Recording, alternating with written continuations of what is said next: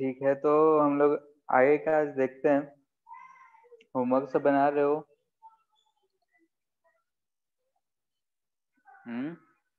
Yes. HC Verma और booklet का दिए थे, उसको कंप्लीट करो धीरे धीरे। डाउट होता है तो उसको एक दिन डिस्कस करते हैं हम लोग। तो अभी देख रहे हैं हम लोग centre of mass. Centre of mass में हम लोग को देखना था इम्पल्स के बारे में।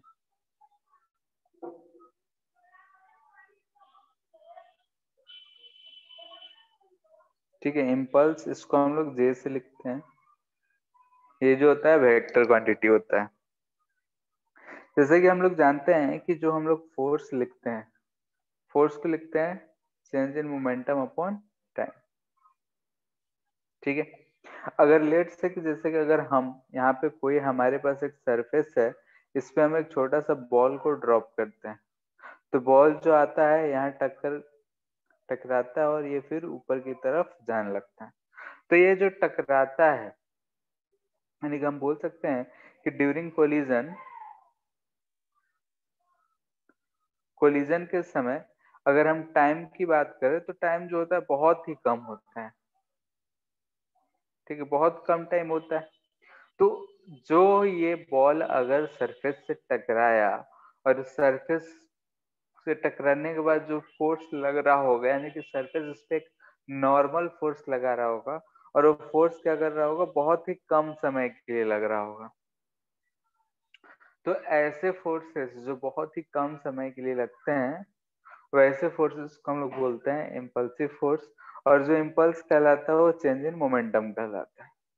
तो जे को अगर हम लोग लिखें तो ये हम लोग बोलते हैं कि ये होगा इंटीग्रल एफ डी टी, यानी कि और कुछ नहीं बल्कि चेंज इन मोमेंटम। ठीक है, तो इम्पल्स को हम लोग क्या कहेंगे, it is change in momentum. Rate of change नहीं, रेट ऑफ चेंज जो होता है फोर्स होता है, इसे बोलेंगे हम लोग change in momentum. Vector quantity होगा। इसका अगर हम यूनिट की बात करते हैं तो यूनिट वही चेंज इन मोमेंटम यानी केजी मीटर पर सेकेंड होगा, या फिर हम लोग इसको एफ डी टी है, डेल्टा पी है, तो न्यूटन सेकेंड भी बोल सकते हैं।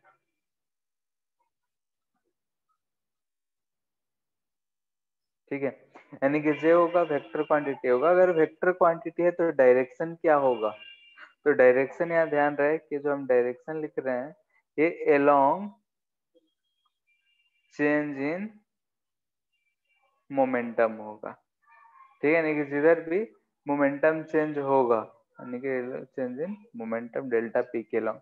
जैसे कि एग्जांपल ले रहे हैं एक छोटा सा, अगर मान लेते हैं इधर की तरफ P1 है, इधर की तरफ P2 है, तो अगर हम डेल्टा P लिखना चाहते हैं P1 P2 माइनस P1, तो इसका अगर हम डायरेक्शन लिखेंगे तो क्या लिखेंगे, तो हम यहाँ पे दिख रहा है कि P2 माइनस P1, यानी कि P1 का डायरेक्शन ऐसा उल्टा कर देंगे तो ये माइनस P1 होगा।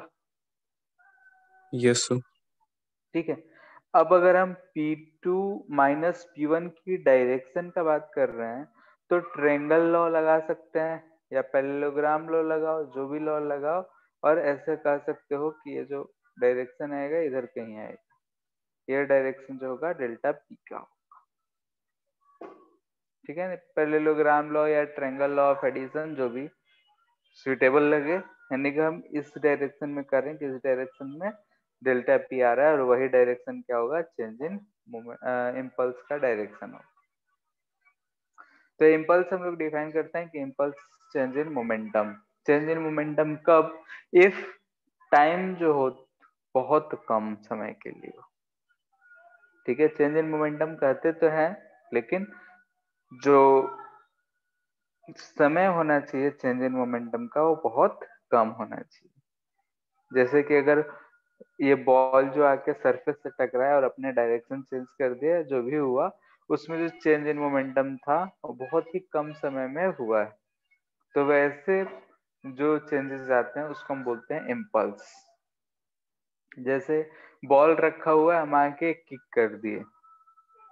ठीक है, अगर हम बॉल पे किक करें तो रेस्ट पे था, तुरंत उसमें बहुत ही ज्यादा हाई स्पीड मोशन आ गया, तो उस समय जो हम बॉल पे फोर्स लगा रहे हैं, जैसे ही हम फोर्स लगाए वो बॉल हमारे पैर से टकराया और कांटेक्ट छूटा, बहुत कम समय के लिए है।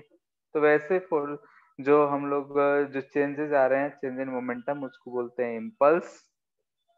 और जो फोर्स लगेगा उसको हम लोग बोलेंगे impulsive force.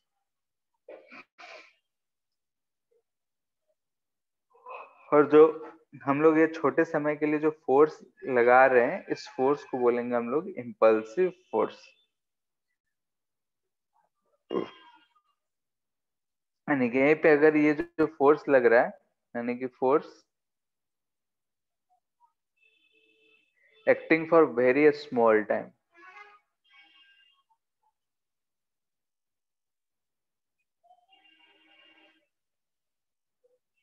is called impulsive force।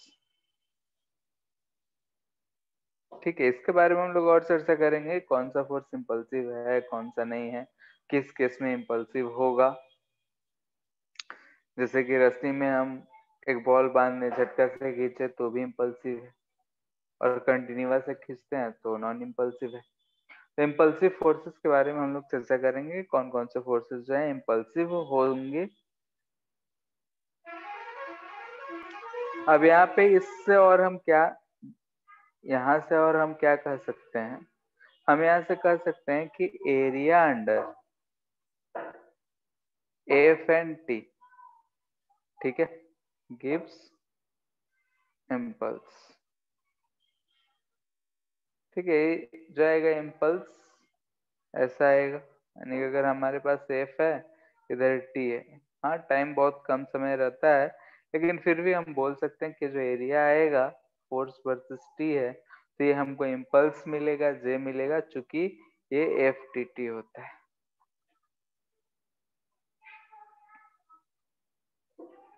ठीक है,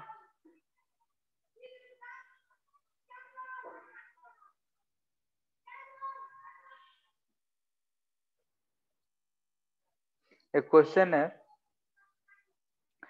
कि जैसे कि अगर हम लोग बात करें कि एक हमारे पास गन है, ठीक है, लेट्स से कि मशीन गन है। अगर हम लोग गन चला रहे हैं तो गन को अगर हम चला रहे हैं, यानी कि हम उसमें से बुलेट को फायर कर रहे हैं, तो जब भी हम एक बुलेट को फायर करते हैं, बदले में गन जो होगा पीछे की तरफ रिकॉइल होता है। ठीक है, यानी कि हाँ, गन भी जो है बुलेट पे कुछ फोर्स लगा रहा है और बदले में कुछ रिकॉइल भी हो रहा है। उसी से रिलेटेड है कि 50 ग्राम ऑफ बुलेट,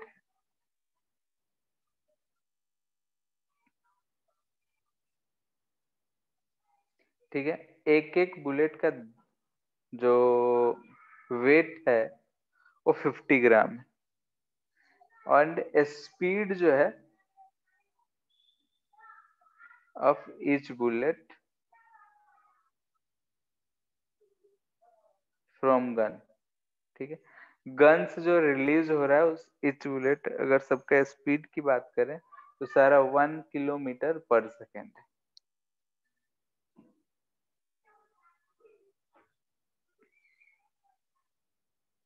ठीक है, अब कह रहा है कि if a man fires 20 bullets in 4 seconds, ठीक है, what average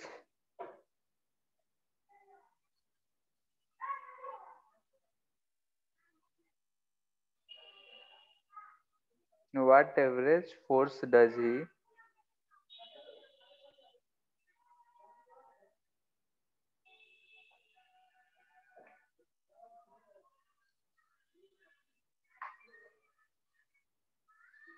during this period। ठीक है, एक क्वेश्चन है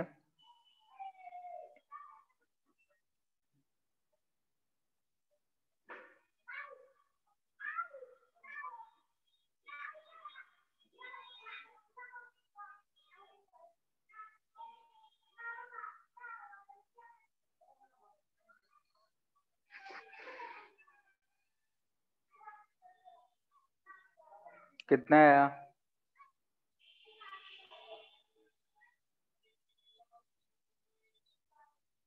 सर 250 न्यूटन।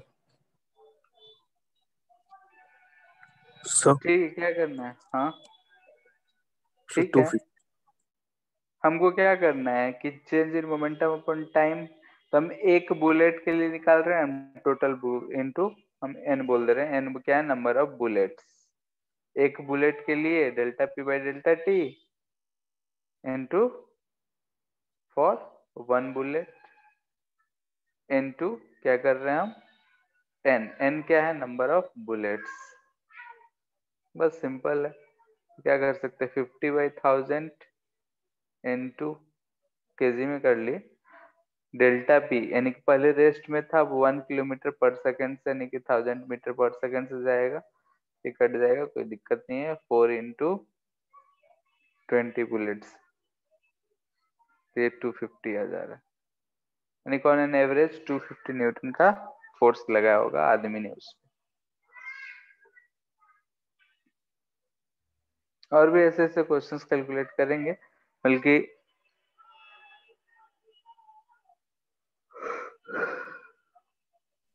सर एक डाउट जैसे था।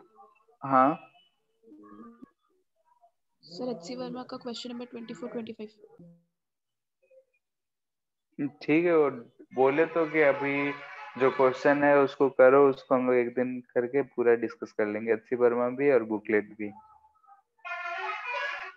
ठीक है, यस जैसे अभी आगे कर रहे हैं, जो भी डाउट है अच्छी वर्मा का हो या फिर बुकलेट का हो तो कंप्लीट करो। नेक्स्ट क्लास है, नेक्स्ट टू नेक्स्ट क्लास इसे में डिस्कस कर लेंगे हम लोग।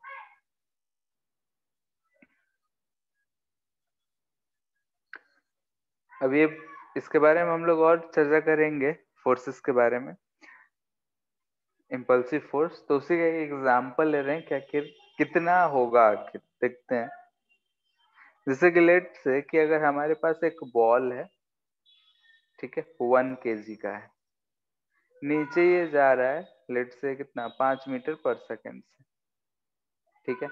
ये इस सरफेस से टकराता है और ये फिर यहाँ टकरा के ऊपर की तरफ फिर जाने लगता है। लेट से कि अभी हम 5 मीटर पर सेकंड ही बोल रहे हैं, ठीक है। ड्यूरिंग कोलिजन टाइम स्पेंट क्या होगा? बोलो, कोलिजन के समय कितना समय ये लगा होगा? कोलिजन, एक इलास्टिक बॉल है, बॉल से खेले होंगे बचपन में कभी ना कभी, ठीक है। बॉल को अगर हम सरफेस पे गिरा रहे हैं, वो सरफेस पे टकराया है, ऊपर जा रहा है, तो जो टक्कर का समय होगा वो कितना होगा? खुद से अंदाजन बताओ। Sir 0.00 second. ठीक है, बहुत कम होगा, हम लेट से मान लेते हैं 0.1 सेकेंड, ठीक है। अगर हम इतने दौरान में ये जो हम यहाँ पे जब टकराया होगा, यानी कि बॉल जब यहाँ पे सरफेस पे टकराया है, तो इस सरफेस के कांटेक्ट में है, उस समय इस पे एक ऊपर की तरफ नॉर्मल फोर्स लग रहा होगा, नीचे की तरफ mg फोर्स लग रहा होगा, ठीक है। और यहाँ पे दिख रहा है कि इसका वेलोसिटी चेंज है, नीचे 5 से ऊपर 5 हो गया है, ठीक है। तो हम ये नॉर्मल फोर्स निकालना चाहते हैं कि कितना आएगा, ठीक है। तो नॉर्मल फोर्स हम एक कांस्टेंट एक्सेलरेशन से कि मान लेते हैं कि इसका एक्सेलरेशन कांस्टेंट है, ए होगा, वो कितना होगा? तो n minus M G by M होगा। मान लिए, कांस्टेंट तो नहीं रहता है, लेकिन लेट से कि मान लिए। यहाँ पे ये जो रिप्रेजेंट कर रहा है यू रिप्रेजेंट कर रहा है, और ये रिप्रेजेंट कर रहा है वी। तो ये जो एक्सेलरेशन होगा वो किसके बराबर होगा? तो हम लोग जानते हैं k equal to V minus U by T होता है, ठीक है। तो हम ऊपर को पॉजिटिव ले लें या निगेटिव, और n का वैल्यू हम फाइंड करना चाहते हैं। तो ये सॉल्व करके हमको कितना मिल जाएगा, जल्दी से बताओ। लेट से कि हम ऊपर को पॉजिटिव माने हैं, तो ये माइनस माइनस प्लस हो जाएगा, ये 10/0.01, यहाँ पे n माइनस 10/1, m को हम 1 kg माने हैं, बस हम दिखाना चाहते हैं कितना आ रहा है, ये 1000 आ रहा है, यानी कि n इक्वल टू 100 न्यूटन। ठीक है, ये n न्यूटन है, ये n फोर्स है। यानी कि सोचो कि उतने कम समय में ये जो फोर्स लगा है बहुत ज्यादा लगा है। यानी कि जब उस कोलिजन टाइम जो कम है, भले ही हमको उतना फील नहीं होता है, लेकिन ये जो फोर्स है ग्रेविटी के कंपैरिजन में बहुत ज्यादा लगा है। ठीक है, यानी कि जो हम इम्पल्सिव, यानी कि जो फोर्स कौन सा है, तो इम्पल्सिव फोर्स है। इम्पल्सिव फोर्स जब भी होता है तो ऐसा ही होता है, बहुत कम समय के लिए लगता है लेकिन बहुत मैग्नीट्यूड में हाई होता है। यानी कि अगर हम इसके बारे में बोलेंगे तो क्या बोलेंगे कि रिलेटिवली जो होता है हायर मैग्नीट्यूड होता है इसका, and acts for very small period of time.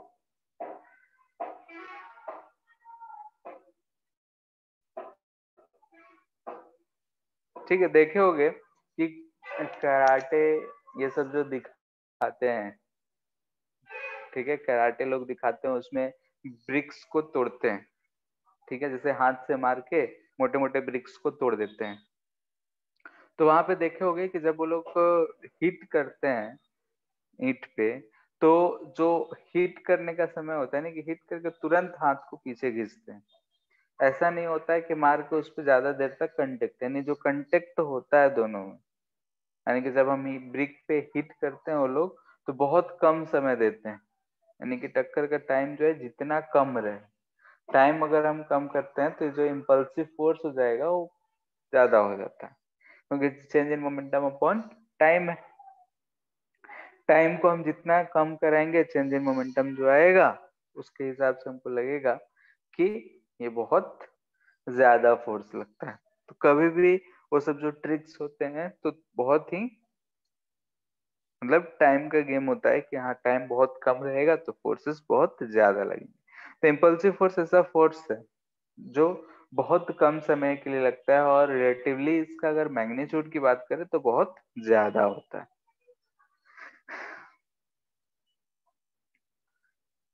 ठीक है, नोट पॉइंट लिख देते हैं एग्जांपल्स करने से पहले कि ग्रेविटेशनल फोर्स अगर हो, स्प्रिंग फोर्स हो, इलेक्ट्रोस्टैटिक हो,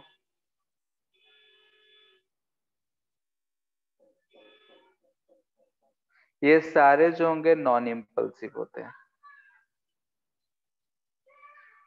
ठीक है, यानी कि तुरंत से लगने नहीं शुरू हो जाएंगे। जब भी हम इसके फील्ड में जाएंगे वो एक्ट करना शुरू कर देगा, ऐसा नहीं होगा कि एकदम तुरंत।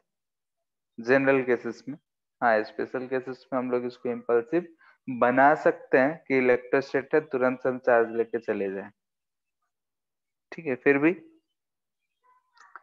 टेंशन नॉर्मल ये condition dependent.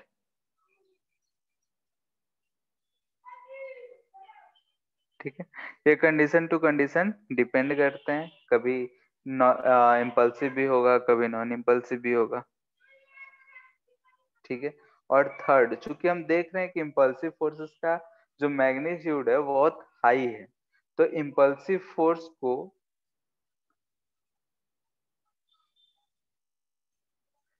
Can be balanced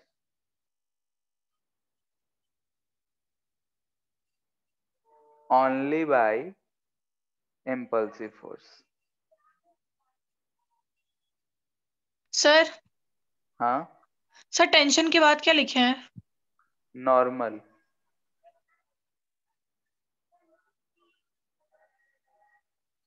ठीक है, जैसे टेंशन और नॉर्मल जो होगा वो कंडीशन डिपेंडेंट होगा, कभी कभी इम्पल्सिव भी होगा कभी कभी नॉन इम्पल्सिव भी होगा। और इम्पल्सिव फोर्स हम लोग जनरली देख रहे हैं कि हाई ग्रेटर इन मैग्नीट्यूड है, इसका मैग्नीट्यूड बहुत ज्यादा है, बहुत कम समय के लिए लग रहा है।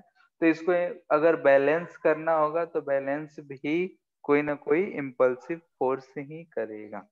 कैसी राउंड मार। जैसे कुछ एग्जांपल्स देखते हैं हम लोग इम्पल्सिव कौन कौन से हैं। जैसे दो ब्लॉक्स हैं लेट से,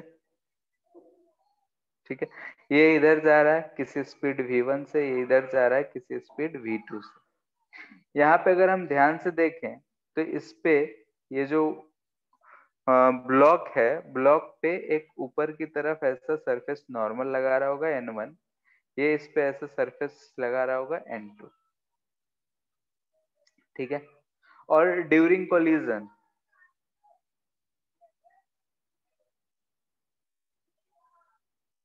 अगर हम देखें तो इस पे इधर एक नॉर्मल लग रहा होगा n3, इस पे एक इधर की तरफ नॉर्मल लग रहा होगा ये भी n3।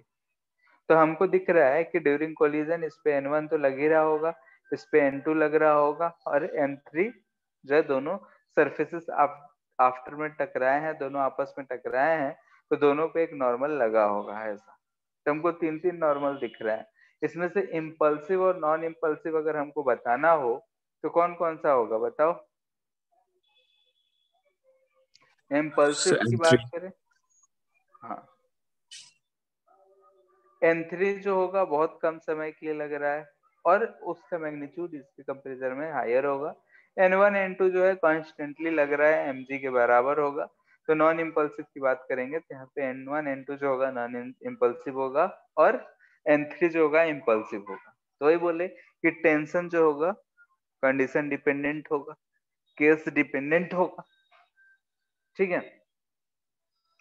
वैसे ही और कुछ एग्जांपल्स बताते जाओ।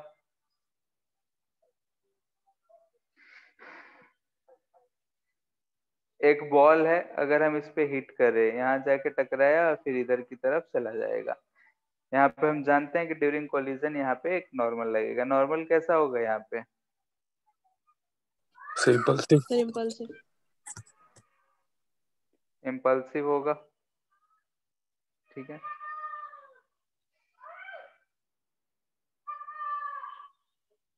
ऐसे दो बड़े बड़े बॉल, एक मान लेते हैं फुटबॉल है और एक लेट से कि कोई छोटा सा बॉल, ये दोनों आपस में जब टकराएंगे, ये इधर जा रहा है, ये इधर जा रहा है, ठीक है। ये जब टकराएगा तो उसका फिगर भी हम बना देते हैं। ऐसा कुछ केस आएगा, ठीक है।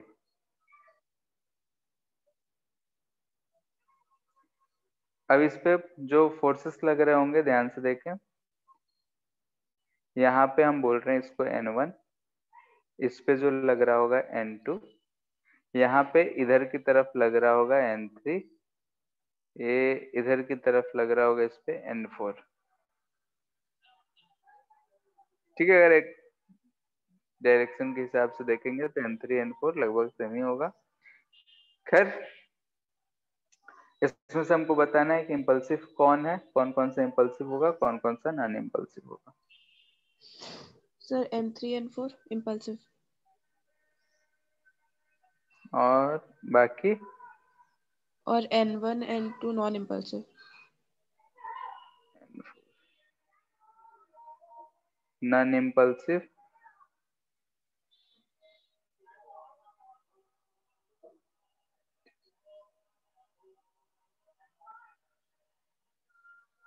ठीक है। n2 जो होगा यहाँ पे ध्यान से देखो, n2, ठीक है। हमको पता है n3 n4 तो हमको दिख रहा है कि नॉन इम्पल्सिव है, n1 जो है n1 जो है नॉन इम्पल्सिव है, n3 n4 इम्पल्सिव है।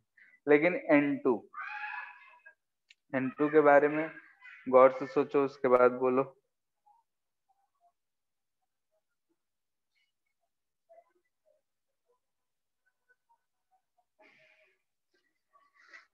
बोलो वो कैसा होगा? क्या ये ब्लॉक जब इस पे टक्कर किया होगा तो ये इस जो n2 होगा तुरंत से ये बढ़ गया होगा? बोलो। Yes, sir. ठीक है, हाँ, n1 जो होगा घटा होगा, लेकिन घटा होगा तो चल जाएगा। n1 की बात करें तो भले ही कंटेक्ट हो सकता है कि छोड़ भी दिया और जीरो भी हो गया, तो वहां पे तो फोर्स घट रहा है, लग थोड़े रहा है। लेकिन अगर N2 की बात करें तो ऊपर से हमको लग रहा है कि तुरंत प्रेस करा है और फिर जो बड़ा वाला बॉल है वो बाहर की तरफ भागा होगा। तो N2 जो है सडनली इंक्रीज कर रहा है, तो यहाँ पे नॉन इम्पल्सिव में N2 भी रहेगा। बात क्लियर है सबको? सर N2 क्यों बढ़ेगा ये समझ नहीं आया। जैसे कि इसका रेडियस या डायमीटर बोलो बड़े वाले बॉल का वो ज्यादा है, तो ये जो आके इस पे टकराया है, तो टकराया है तो इस N3 का एक कंपोनेंट नीचे आया होगा, यस सर। और ये N2 को क्या ये सडनली इंक्रीज किया होगा। अब क्या हो, अगर इसका मास अगर हम M2 बोल रहे हैं तो N2 फिलहाल यहाँ पे अगर देखें तो M2G होगा। इस केस में ये M2G ही होगा क्या? नहीं, प्लस कुछ समथिंग होगा, मतलब उसका कंपोनेंट N3 का। हाँ, और बहुत जैसे M3 बहुत कम समय के लिए है तो भी बहुत कम समय के लिए बढ़ा होगा। हाँ ठीक यस है, सर। तो क्या हो जाएगा, इम्पल्सिव हो जाएगा।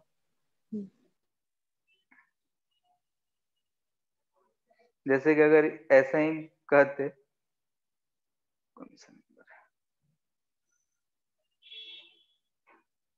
थर्ड, एक बॉल हम यहाँ जमीन पे रख दें, इसको एक दूसरे बॉल से हिट करें, ठीक है, तो ये जब आके यहाँ पे टकराएगा तो एक तो इस पे हम ये जो सरफेस नॉर्मल लगा रहे हैं इसको बोल रहे हैं N1, और ये एक नॉर्मल लगाएगा उसको बोल रहे हैं N2। इसमें N1 N2 दोनों क्या होंगे? इम्पल्सिव। इम्पल्सिव होगा। Yes sir. ठीक है, तो इम्पल्सिव फोर्सेस समझना है तो इस बात का ध्यान रखना है कि जब भी अगर टकरा रहा है या फिर कोई भी केसेस हो, तो जो फोर्स लग रहा है बहुत कम समय के लिए चेंज करके प्रोड्यूस करके जा रहा है। ठीक है, जैसे कि अगर हम मान लेते हैं कि यहाँ पे एक स्लैक रस्सी है, ठीक है, यहाँ से मास अटैच है, ये क्या है अभी, स्लैक है। स्लैक है यानी कि टेंशन जो होगा वो 0 होगा। अगर हम इसको यहाँ पे छोड़ देते हैं, ठीक है, तो क्या होगा बताओ?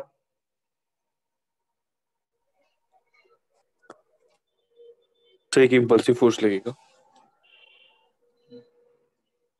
ये जो T लगेगा एट द मोमेंट हम बात कर रहे हैं, string just become taut। ठीक है, जस्ट अगर टाइट हुआ होगा उस समय पे, अगर हम नीचे बोल रहे हैं mg लग रहा है, ऊपर t क्या ये mg के बराबर होगा या बहुत ज्यादा होगा? खुद सोच के बोलो। सर ज्यादा होगा। ज्यादा होगा, तो इस समय पे अगर ये हम टेंशन की बात करें तो टेंशन कैसा होगा, इम्पल्सिव होगा। ठीक है, नहीं हाँ कभी भी अगर रस्सी बांध के अगर खींचते हैं और एक ऐसे लटका हुआ है, दोनों केस में अगर हम देखें तो जब खींचते हैं तो ज्यादा फोर्स लगता है, बहुत कम समय के लिए ही लगे। कंटिन्यूअस अगर लटके हैं तो उस केस में फोर्स जो होता है कम लगता है, यानी टेंशन जो होगा यहाँ पे फिक्स नहीं होगा।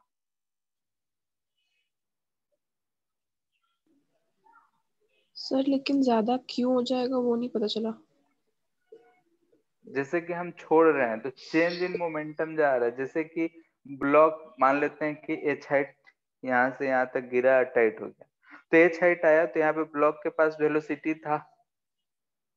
अब रस्सी टाइट हुआ तो एकदम से क्या हुआ, नीचे जाना छूटा, यानी रस्सी टूटने का केस नहीं लेना है, लेकिन रस्सी अब एकदम टाइट हो गया, हम इलास्टिक मान नहीं रहे हैं, तो वहां के बाद क्या होगा, या तो ब्लॉक जो है ऊपर की तरफ फिर से उछलता है, जनरल केस हम यही मानते हैं, लेकिन हम at the moment just out की बात कर रहे हैं तो उसके पास कुछ वेलोसिटी से अचानक से 0 हो गया। 0 कौन किया अचानक से, यानी कि जो टेंशन फोर्स लगा होगा वो mg के कंपैरिजन में बहुत हाई लगा होगा, तब भी वो क्या हुआ होगा कि वेलोसिटी मान लेते हैं 5 मीटर पर सेकंड से तुरंत 0 हो गया जाए। हाँ ठीक है, यानी कि अगर हम 5 मीटर पर सेकंड या 10 मीटर पर सेकंड किसी भी स्पीड से चल रहे हैं, तुरंत अगर 0 हो गए change in velocity upon time acceleration कहते हैं, वो क्या होगा, बहुत हाई होगा। यानी कि यस जो उसको रोकने के लिए फोर्स लगा है वो कैसा होगा, बहुत हाई होगा। Yes sir. ठीक है, तो ऐसे ऐसे फोर्सेस को हम लोग बोलते हैं कि ये इम्पल्सिव नेचर के होते हैं और बहुत हाई होते हैं। दो ब्लॉक को रस्सी से जोड़ दे, एक को हम वेलोसिटी से दे दें, तो जब टाइट होगा रस्सी तब वही लगना है। तो जैसे कि एग्जांपल ले रहे हैं, एक बॉल है, यहाँ रस्सी से लटक रहा है। ठीक है, लेट से बहुत बड़ा सर एक बॉल है, रस्सी से लटका हुआ है। अब हम डिफरेंट केसेस ले रहे हैं। फर्स्ट केस में बॉल को हम इधर से एक दूसरा बॉल को फेंक रहे हैं। सेकेंड केस में इधर हॉरिजॉन्टल फेंक रहे हैं एक छोटा सा बॉल को, ये जाके टकराएगा। और थर्ड केस में एक छोटे से बॉल को हम इस डायरेक्शन में फेंक रहे हैं। तीनों केस में जब टकराया होगा तो नॉर्मल लगा होगा और टेंशन होगा। ठीक है, यानी कि in each case determine type of normal and tension. ठीक है,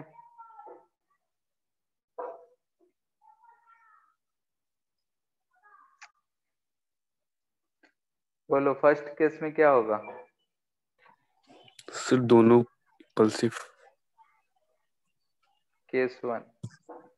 केस वन में जब ये आके इधर से टकराएगा, इधर से टकराएगा तो नॉर्मल क्या होगा, इम्पल्सिव। ठीक है, ये जो होगा इम्पल्सिव, इम्पल्सिव के लिए आई लिख रहे हैं। टेंशन क्या होगा, सर वो भी इम्पल्सिव। टेंशन इधर लग रहा है, इस पे नॉर्मल आया तो नॉर्मल जो इस पे क्लिक क्या होगा, जब ये हिट किया होगा तो टेंशन तुरंत से बढ़ा होगा, तो ये भी क्या होगा, इम्पल्सिव। केस टू के लिए अगर हम बात करें तो N2 इस केस में क्या होगा बताओ, impulsive. Sir impulsive. Impulsive. Tension, impulsive होना चाहिए। टेंशन जो है अगर इधर से हम दे रहे हैं तो इधर की तरफ है, टेंशन पे कोई इफेक्ट पड़ेगा उस मोमेंट पे, सर शायद नहीं पड़ेगा। सर लेकिन वेलोसिटी इसका गेन करते तो टेंशन आ जाएगा ना। टेंशन आएगा, लेकिन वो कौन सा टेंशन रहेगा, T minus M G equal to M B square by R. Centripetal force है सर। ठीक है, तो उस केस में क्या रहेगा, नॉर्मली बिहेव कर रहा है, तुरंत से तो बढ़ा नहीं, वेलोसिटी गेन क्या आएगा। ठीक है, तो इस केस में ये नॉन इम्पल्सिव। और केस थ्री में impulsive. Tension, non impulsive. Third case में तो हमको दिख रहा है कि जब ये इधर से जाके टकराया होगा तो रस्सी स्लैक हो जाना चाहिए, जीरो हो जाएगा। ठीक है, हो सकता है कि टेंशन जीरो ही हो जाए, टेंशन लगेगा ही नहीं, तो इम्पल्सिव नॉन इम्पल्सिव खैर अलग ही बात। क्लियर है, यानी कि अगर हम इम्पल्स की बात करें तो इम्पल्स चेंज इन मोमेंटम होगा, और नॉन इम्पल्सिव की बात करें, टाइप ऑफ फोर्सेस की बात करें तो टाइप ऑफ फोर्सेस में हमको दिख रहा है कि हम लोग चेक कर सकते हैं कि इम्पल्सिव कौन सा होगा, नॉन इम्पल्सिव कौन सा होगा।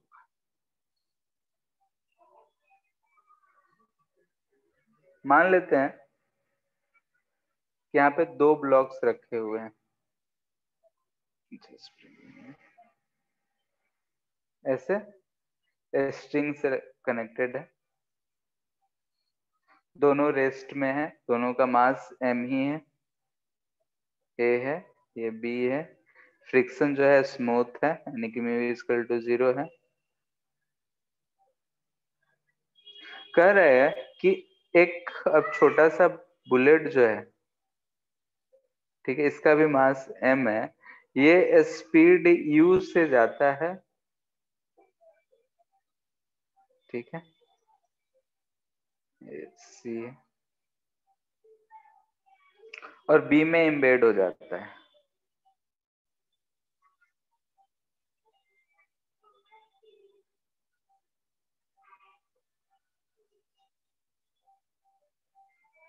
ठीक है, ये जाके बी में एम्बेड हो जाता है, तो हमको फाइंड करना है।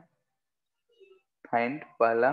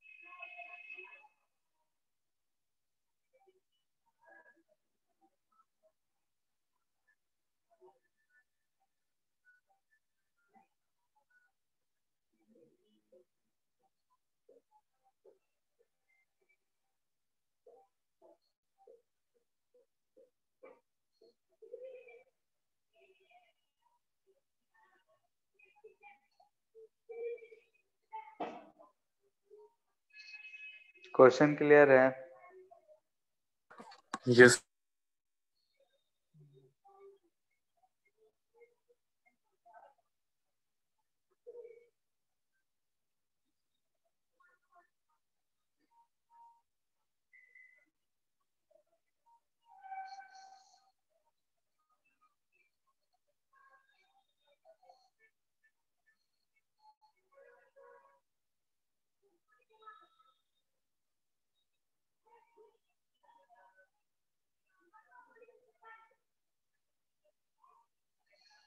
सर। सर फर्स्ट का वेलोसिटी सर u/3 आया सबका, ठीक है। और सेकंड में सर mu/3, और थर्ड में -2 mu/3, और फोर्थ में सर mu/3। फोर्थ में 2mu/3 दे रखा है आंसर। चेक करो सर मैंने एक कुछ किया हो।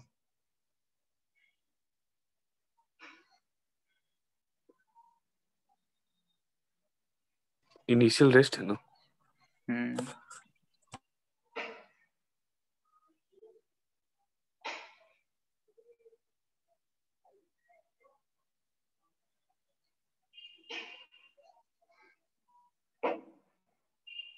सी और बी पे जो नॉर्मल फोर्स लग रहा है इम्पल्सिव, दोनों पे तो इक्वल एंड अपोजिट ही लगा होगा। Yes sir. सर तो इम्पल्स पूछ रहा ना, फोर्स तो नहीं पूछ रही।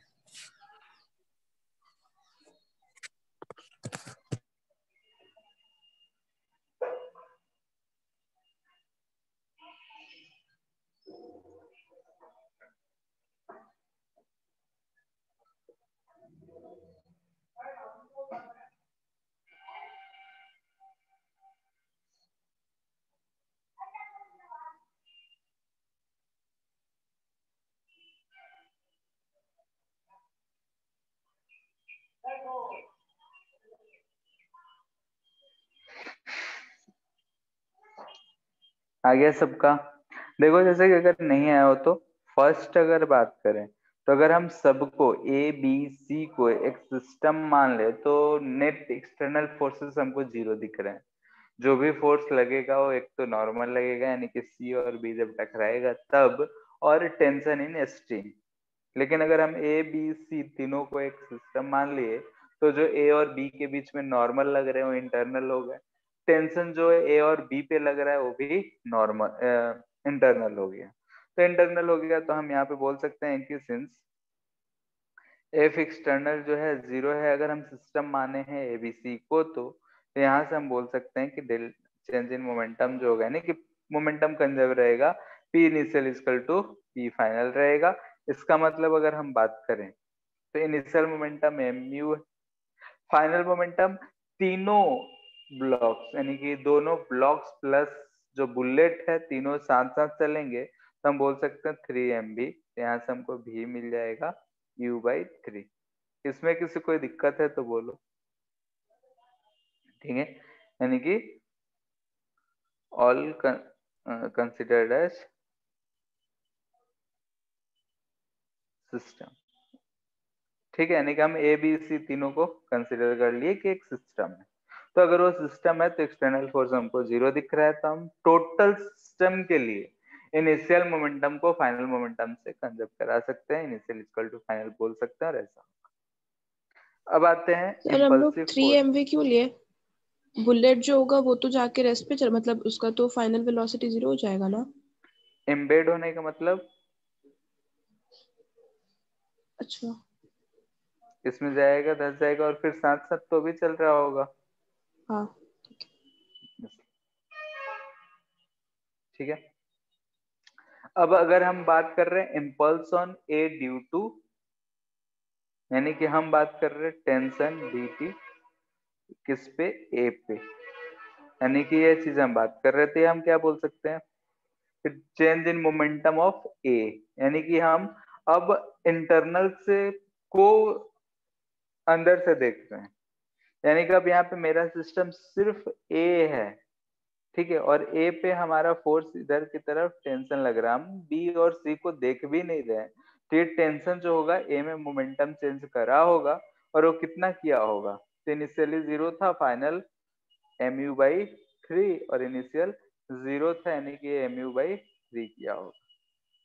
चेंज इन एक्स डायरेक्शन में तो हम डायरेक्शन यहाँ पे नहीं ले रहे हैं, ये चीज आया होगा, ठीक है, यानी कि पॉजिटिव एक्स डायरेक्शन में होगा। वैसे ही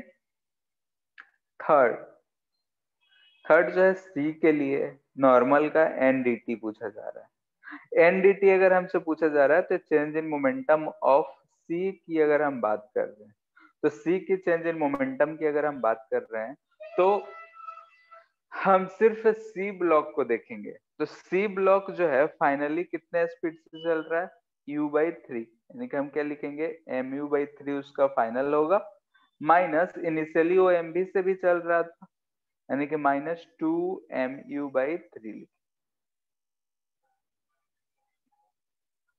ठीक है। इनिशियली वो u वेलोसिटी से चल रहा था, फाइनली u/3 से चल रहा है, तो माइनस आ रहा है, यानी कि जिधर भी उसका डायरेक्शन है उसका अपोजिट डायरेक्शन में इंपल्स लगा है। ऑफ कोर्स जब ये बी ब्लॉक से ऐसा टकराया है तो इस पे जो फोर्स लगा होगा इधर ही लगा होगा, इस पे नॉर्मल लगा होगा इधर लगा। अब आते हैं फोर्थ में अगर हम बात करें तो यहाँ पे नॉर्मल भी इम्पल्सिव है, टेंशन भी इम्पल्सिव रहा होगा। तो अगर हम कहें तो N D T minus T D T की अगर हम बात करें तो ये आएगा हमारा change in momentum of B, ठीक है। यानी कि अगर हम change in momentum of B की बात कर रहे हैं तो हमको ये चीज मिला होगा,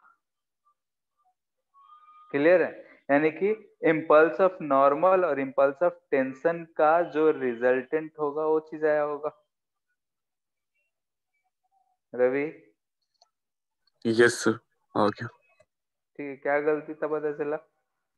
यस सर। बाकी लोग भी हो सकता है गलती किए हो, तो इस चीज को ध्यान रखें कि जब बी की बात कर रहे हैं तो बी पे एक नॉर्मल इधर की तरफ लग रहा है और ये जो टेंशन लग रहा था ये भी तो इम्पल्सिव था, तो दोनों के कारण लग रहा है, यानी कि बी की बात कर, लेकिन हमसे पूछा सिर्फ यही जा रहा है, ठीक है। तो यहाँ से जो टेंशन की वजह से लगा होगा वो कितना लगा होगा, mu/3, जो टेंशन का फोर्स इधर है, तो इसको अगर हम सॉल्व कर रहे हैं तो कितना आ जा रहा है, mu/3 ही आ रहा है।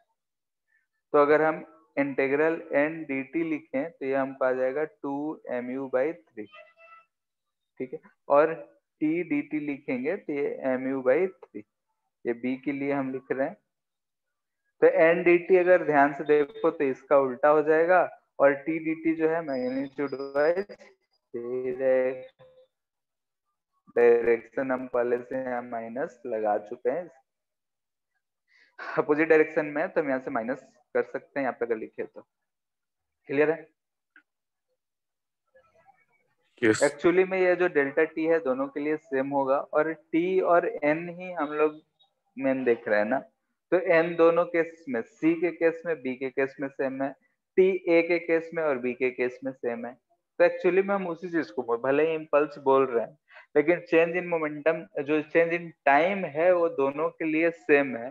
तो बाकी जो हम देख रहे हैं वो तो सेम ही चीज देख रहे हैं, डायरेक्शन को छोड़ के सब।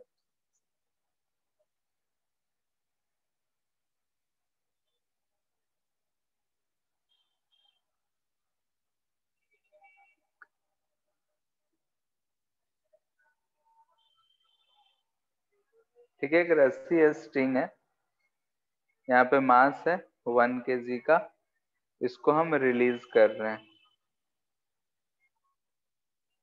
ठीक है, यहाँ से जो इसका हाइट है ऐसा 1 मीटर है, एकदम ऊपर यू शेप ले गए हैं और इसको रिलीज कर रहे हैं। तो हमको फाइंड करना है इम्पल्स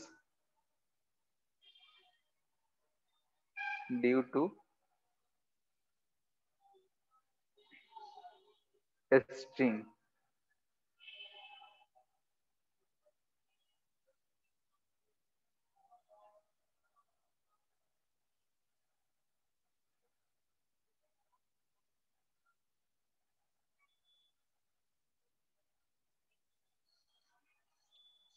ठीक है, स्ट्रिंग जैसे ही टाइट हुआ होगा उस समय फाइंड करना है।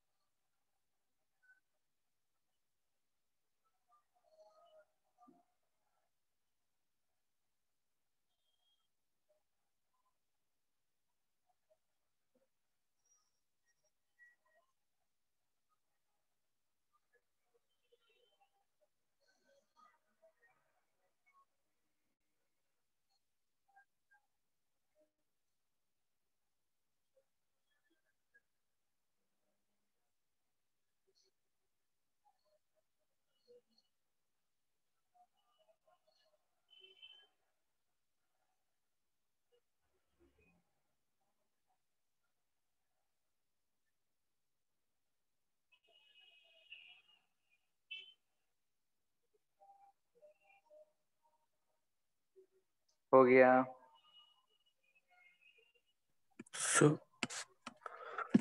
√20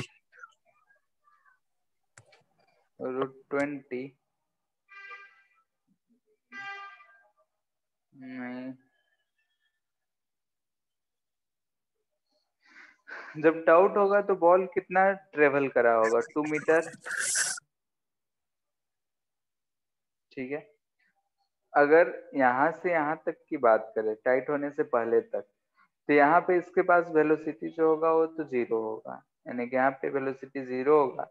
लेकिन जैसे ही यहाँ पे जब टाइट होने वाला होगा जस्ट बिफोर, तो v इक्वल टू क्या होगा? √2gh होगा,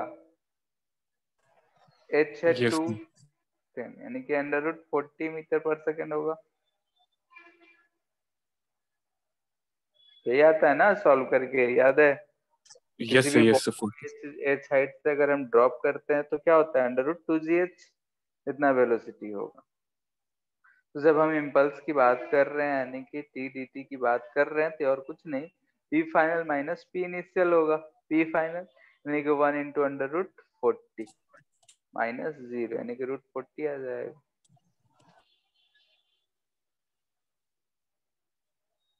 क्लियर है? यस ठीक है, यहाँ पे ये ध्यान देना था कि जो रस्सी टाइट होगा, टाउट जब कब होगा? जब पूरा अपना लेंथ कवर आ जाएगा तब तो। हम 1 मीटर ऊपर उठाए, 1 मीटर और नीचे जाएगा तब जाके टाइट होगा।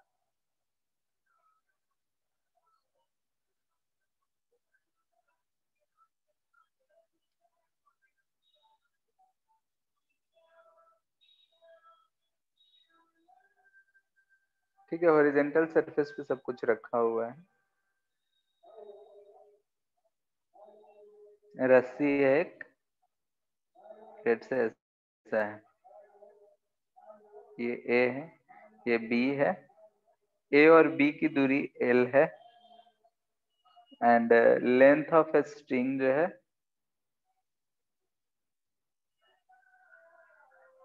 2l है। यहाँ पे a जो है इसका भी मास m है, यहाँ जो b का एंड है इसका भी मास m है। हम यहाँ पे इसको स्पीड दे दिया ऐसा हॉरिजॉन्टल स्पीड u। क्लियर इतना? यानी कि जो स्ट्रिंग है एक हॉरिजॉन्टल सरफेस हॉरिजॉन्टल टेबल पे मान लो कि रखा हुआ है, एक एंड पे a कनेक्टेड है, दूसरे एंड पे b कनेक्टेड है। a और b के बीच का जो वर्टिकल डिस्टेंस है l है, यानी कि b के बीच का जो दूरी है, दोनों पहले एक ही लाइन में है। ठीक है, तो ऐसा कर सकते हो, तो दोनों पहले एक ही लाइन में है।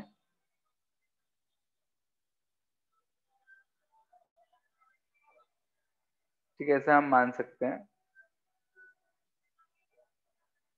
ठीक है, एक ही लाइन में है, पहले दोनों के बीच में दूरी l है। हम इसको इधर की तरफ अब कितने स्पीड से भेज दिए, u स्पीड से। हमसे पूछ रहा है कि फाइंड पहला velocities a and b after a string becomes taut। ठीक है, अगर स्ट्रिंग टाउट हो जाएगा उस समय दोनों का स्पीड क्या होगा, and magnitude of impulsive tension.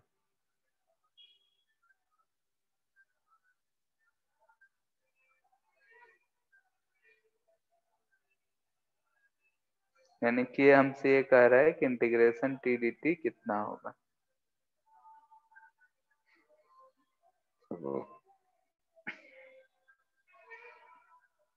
Try करो एक बार।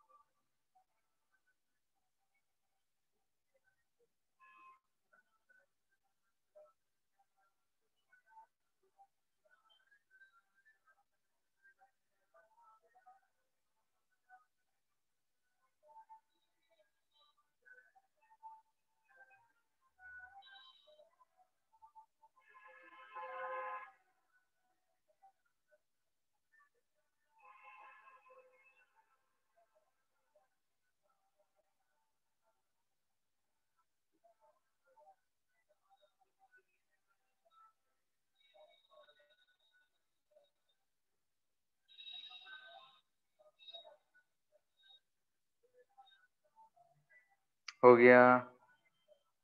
सर एक सेकेंड और।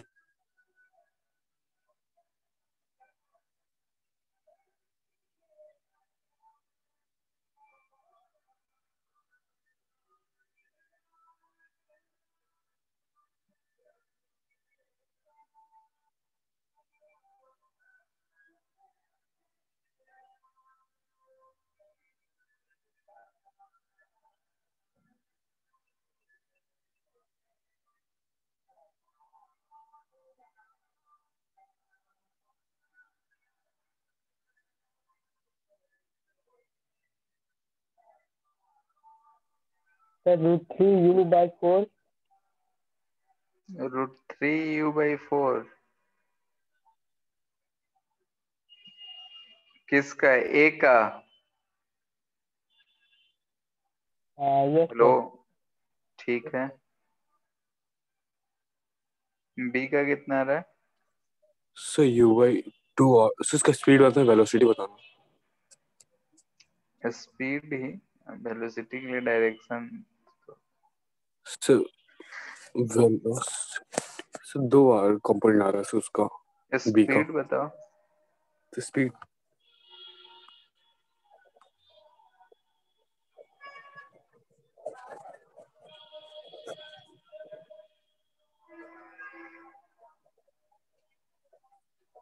ए का आ गया तब तो बी का आंसर आना चाहिए। सर उसमें m मल्टीप्लाई कर देंगे। क्यों? स्पीड निकालना है तो एम से क्यों मल्टीप्लाई करोगे? Sir √7 into u/4। ठीक है, √7 u/4 होगा। Yes sir. Sir sir impulse निकालना है ना। नहीं, हम बी का स्पीड पूछ रहे थे। अच्छा इम्पल्स तो ठीक है, उसमें एम से मल्टीपल कर देंगे, हो जाएगा।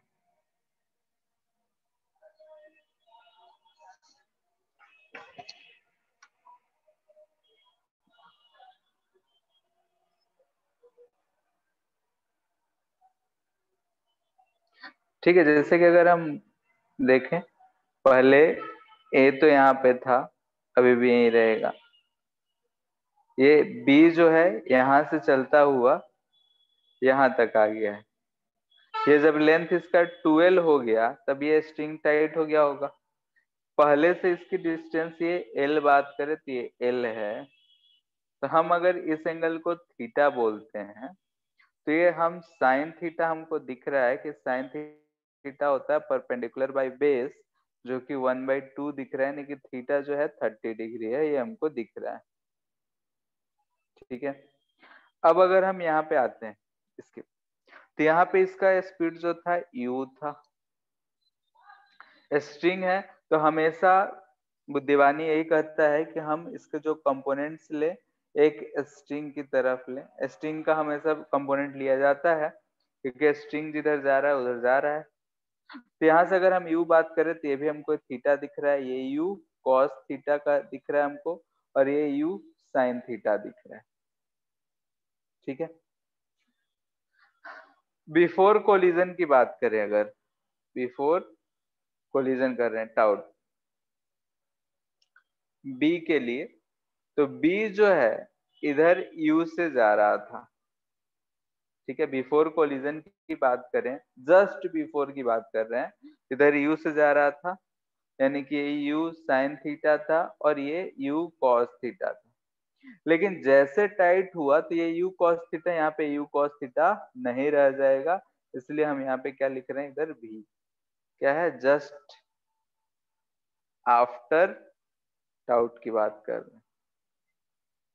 अगर हम परपेंडिकुलर डायरेक्शन में बात कर रहे हैं, तो परपेंडिकुलर डायरेक्शन में परपेंडिकुलर टू स्ट्रिंग की बात कर रहे हैं, स्ट्रिंग है हमारा, तो स्ट्रिंग के परपेंडिकुलर कोई भी फोर्स नहीं है जो इसको चेंज कर सके, तो ये तो चेंज नहीं होगा, ये उतना ही रहेगा, और ये 30 डिग्री है तो ये u/2 हमको दिख रहा है। लेकिन अगर हम इधर की बात करें तो इस डायरेक्शन में हमारा वेलोसिटी चेंज होगा, तो हम u cos थीटा नहीं लिख के क्या लिख रहे हैं, v लिख रहे हैं। ठीक है, अगर ये स्पीड v से जा रहा है तो ये जो a है ये इसकी तरफ जाएगा, ये भी v से जाएगा। ठीक है, अगर दोनों v से जा रहा है तो जस्ट बिफोर कोलिजन हमको दिख रहा है कि ये u cos थीटा से जा रहा है, दोनों को सिस्टम मान ले तो टेंशन हो गया, इंटरनल फोर्स। तो फ्रॉम हम बोल सकते हैं P initial P final along string की बात कर रहे हैं, स्ट्रिंग के अलोंग अगर हम ऐसा कर दें तो क्या लिखेंगे, mu cos theta equal to 2mv। यहाँ से v इजकल टू आ गया हमारा mm cancel, u cos theta by 2, cos 30 degree √3/2 होता है, यानी कि u √3/4। ठीक है, तो हमको यहाँ से va दिख रहा है कि u √3/4 है, एंड vb की बात करें तो vb हमको दिख रहा है कि इसके दो कंपोनेंट्स, एक u/2 और एक u√, तो u/2 का स्क्वायर प्लस u √3/4 का स्क्वायर। तो ये आ जाएगा 4√7 u/4। ठीक है। अगर हम इम्पल्स की बात कर रहे हैं, टी डी टी की बात कर रहे हैं, तो कोई सा भी एक पकड़ लो, ए पकड़ो या फिर बी पकड़ो, अलोंग स्ट्रिंग की बात हो रहा है, चेंज इन मोमेंटम फाइंड कर लेते हैं। तो ए का इनिशियल मोमेंटम 0 था, इसलिए हम ए को पकड़ रहे हैं। ठीक है, तो इसका P final minus P initial, हम ए को इसलिए ले रहे हैं क्योंकि उसका इनिशियल 0 है, मेरा काम आसान होगा इसलिए। तो एम u√3/4 लिख सकते हैं। बाकी तुम बी को भी ले लो, तो बी के पास इनिशियल स्पीड भी है, तो P final minus P initial करना पड़ेगा, लिखना पड़ेगा, कैलकुलेशन बढ़ेगा, आंसर यही आएगा। क्लियर है? सो तो चेंज इन मोमेंटम है ना? क्या? हाँ, चेंज इन मोमेंटम है। तो आपने इम्पल्सिव टेंशन फोर्स बोला था। इम्पल्सिव टेंशन बोले थे, फोर्स नहीं बोले थे। इम्पल्सिव टेंशन जो है कितना आएगा? तो सर फोर्स बोला मैग्नीट्यूड। इम्पल्सिव।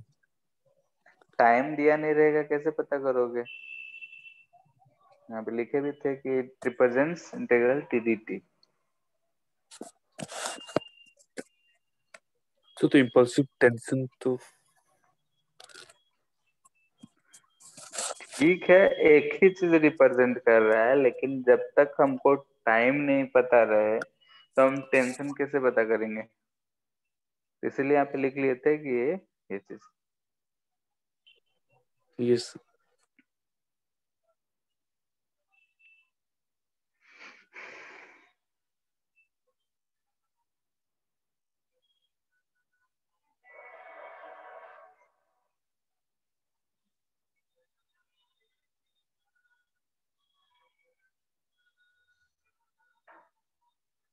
लेट्स से कि दोनों के बीच में एंगल थीटा है।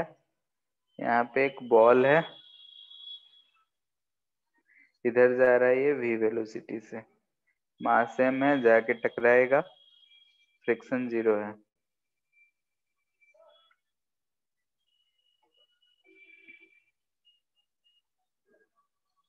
Find a impulse imparted by ball to wall to sphere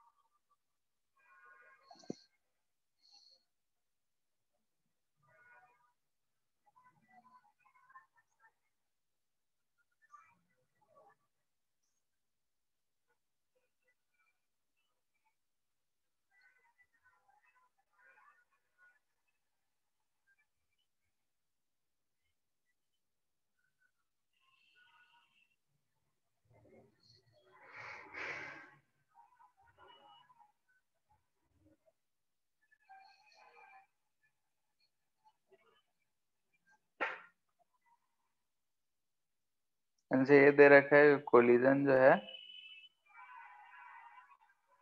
is elastic.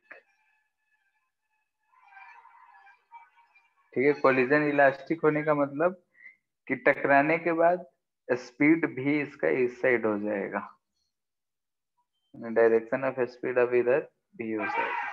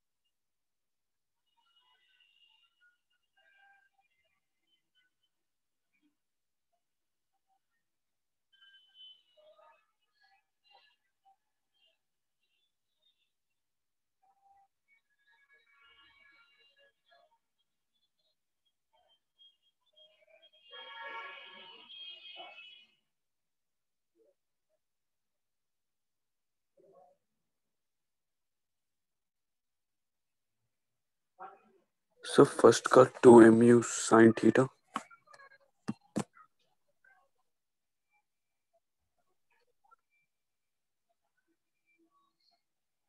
ठीक है,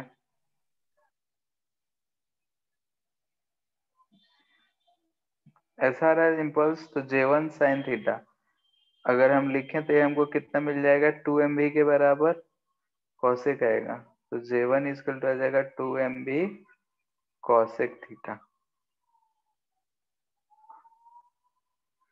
ठीक है, मोमेंटम चेंज तो y डायरेक्शन में हो नहीं रहा है, तो y डायरेक्शन में देखें तो J2 जो हमको दिख रहा है वो J1 cos ऑफ थीटा दिख रहा है, यानी कि 2mv cot थीटा लिख सकते हैं। ठीक है ना, कैसे भी एज अ फोर्स को एक तरह से कंपेयर करके चेंज इन मोमेंटम करते हुए इसको सॉल्व कर सकते हैं हम लोग। So J2 बताइए ना फिर से। J2 यानी कि हम वाल का कर रहे हैं तो ये ऊपर की तरफ है, नीचे की तरफ J1 cos थीटा इसका कंपोनेंट आ जा रहा है, इसका J1 sin theta horizontal direction. तो जो चेंज इन मोमेंटम है वो सिर्फ हॉरिजॉन्टल डायरेक्शन में है, y डायरेक्शन में तो कुछ है नहीं, पहले भी जीरो बाद में भी जीरो। तो y डायरेक्शन में जो भी टोटल जो इम्पल्स लग रहा है दोनों क्या लग रहे होंगे, एक दूसरे को बैलेंस कर रहे होंगे। हम बोले भी थे कि अगर हमको इम्पल्सिव फोर्स यानी कि इम्पल्स को बैलेंस कराना है तो दूसरे इम्पल्स से ही कराना है। Yes sir. ठीक है, तो y डायरेक्शन में हम इम्पल्स को बैलेंस करा दिए तो हमको मिल गया J2, और हॉरिजॉन्टल डायरेक्शन में J1 की जो कंपोनेंट आएगा वही जो रिस्पॉन्सिबल होगा उस डायरेक्शन में चेंज इन मोमेंटम के लिए, तो उससे हम कर दिए चेंज इन मोमेंटम उस डायरेक्शन। क्लियर है? Yes sir. ठीक है, तो नेक्स्ट क्लास में हम लोग आगे पढ़ेंगे इसके, यानी कि कोलिजन या फिर इम्पैक्ट। कोलिजन होगा, एक बॉल दूसरे बॉल से टकराएगा, तो कोलिजन के दौरान या इम्पैक्ट के दौरान क्या क्या चीजें होंगी, कैसे चीजें चेंज होती हैं, तो उन सब चीजों को हम लोग, तो कोलिजन 2 लेक्चर लगेगा, फिर एक लेक्चर रिड्यूस मास, एंड 2 से 3, 3 से मैक्सिमम 4 एक डिस्कशन रखेंगे तो लगेगा। ठीक है,